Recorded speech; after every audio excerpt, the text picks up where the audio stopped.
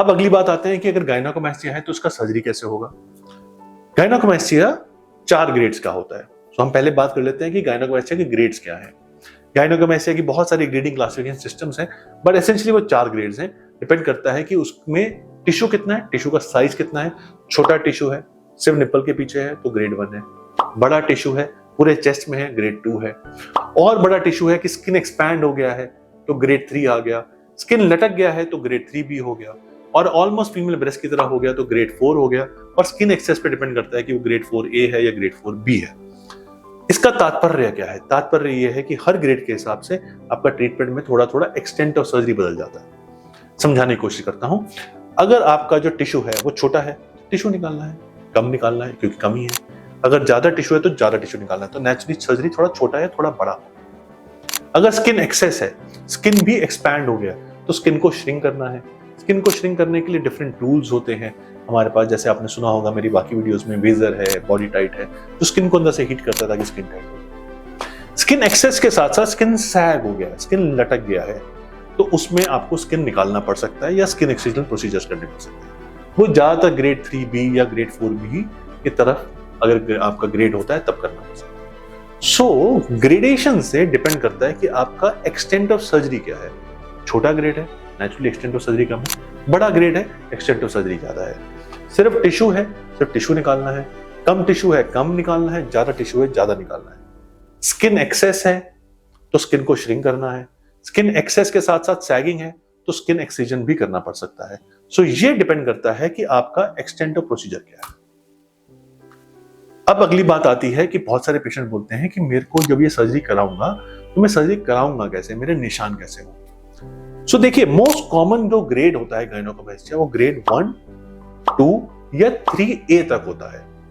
इसका मतलब क्या है कि ज्यादातर इन पेशेंट्स को या तो ब्रेस्ट टिश्यू छोटा है या बड़ा है, स्किन एक्सपैंडेड है या स्किन एक्सपैंडेड नहीं है, स्किन थोड़ा सा एक्सेस है, स्किन सैगिंग नहीं है। सो इन ग्रेड्स के लिए हमने ये रियलाइज किया, देखिए जिनको गायनेकोमेस्टिया है वो लोग टाइट टी शर्ट पहनना अवॉइड करते हैं, कंधे थोड़े झुके रहते हैं, एक कॉन्फिडेंट बॉडी लैंग्वेज नहीं बन पाता, और बहुत से लोग स्विमिंग और बीच हॉलिडे भी जाना अवॉइड करते हैं। हमने ये रियलाइज किया कि अगर हम किसी को फ्लैट चेस्ट दे दें और चेस्ट के सामने एक विजिबल स्कार दे दें तो क्या वो स्विमिंग या बीच हॉलिडे पे जाएगा?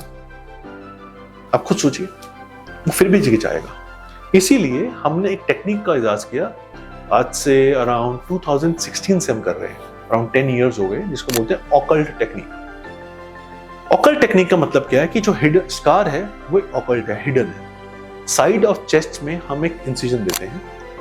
इंसिजन 4 से 5 मिलीमीटर का होता है, जो अंदर जाता है, ग्लैंड को तोड़ देता है। माइक्रोवेव टूल होता है जो ग्लैंड को तोड़ देता है, और सारा का सारा ग्लैंड हम साइड के कट से निकालते हैं। बहुत से लोग बोलते हैं कि सारा ग्लैंड शायद नहीं निकल पाता। नहीं, ऐसा नहीं है। अगर आपको स्किल्स है, आपको एक्सपीरियंस है इस टेक्निक का, आपके पास टूल्स हैं, औजार हैं, तो आप सारा ग्लैंड निकाल देते हैं। सारा का सारा ग्लैंड निकल जाता है। हम अल्ट्रासाउंड करके ऑन टेबल चेक भी कर सकते हैं कि सारा ग्लैंड निकला नहीं निकला। हर पेशेंट का चेकिंग किया जाता है कि ग्लैंड पूरा निकला है या छूट तो नहीं गया। जब सारा ग्लैंड निकल जाता है यानी आपका ट्रीटमेंट ऑफ गायनेकोमेस्टिया हो गया। इसके बाद अगर आपका स्किन एक्सेस है, हर पेशेंट में हम एक वेजर टेक्नोलॉजी भी यूज करते हैं जो अंदर जाके स्किन को अंदर से हीट करता है ताकि स्किन टाइट हो जाए। अगर स्किन एक्सेस है तो थर्ड टेक्नोलॉजी यूज करते हैं जो है बॉडी टाइट। वो स्किन को वेजर से ज्यादा टाइट कर सकती है, ज्यादा हीट करती है ताकि ज्यादा टाइट हो जाए, और रेगुलेटेड हीट होती है ताकि बर्न्स ना हो। तो ये बात भी इंपॉर्टेंट है, इन टेक्नोलॉजीज को यूज करना आना चाहिए, और रेगुलेशन में कि आपको बर्न्स ना हो ताकि स्किन भी श्रिंक हो जाए। सो ग्रेड 1, 2 और 3A तक हम जिस तरह सर्जरी करते हैं, हम सामने कट देना पसंद नहीं करते, साइड में कट देते हैं। क्योंकि मकसद क्या है, आप सोचिए, आपका सर्जरी हो गया, आपको फ्लैट चेस्ट आ गया, बहुत अच्छा रिजल्ट आ गया, लेकिन अगर स्कार विजिबल है तो आप स्विमिंग बीच वाले पे हेजिटेट रहेंगे। साइड में कट देने का एडवांटेज एक ये भी है कि आप बीच पे चल के जा रहे हैं, बेयर चेस्टेड, स्विमिंग पे जा रहे हैं, nobody can see the scar from the front. Suppose if someone is standing from front, they can't see any scar.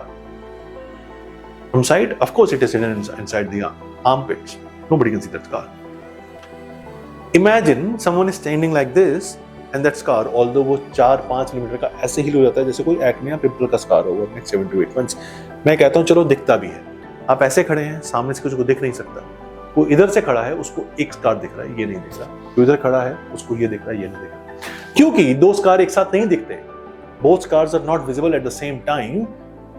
This stigmata that you have had a gynecomastia surgery is not there. And that's very very important. Understand cosmetic surgery, plastic surgery क्या है. वो surgery है आपको hidden तरीके से scar करने की, सुंदर बनाने की. अगर स्कार ही दिख गया तो फिर फायदा क्या हुआ. और इसी वजह से हमने ऑकल्ट टेक्निक को इजाज़ किया.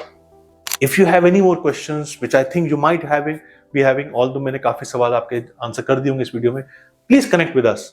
Me and my team are always and always there to guide you totally honestly and sincerely. Thank you.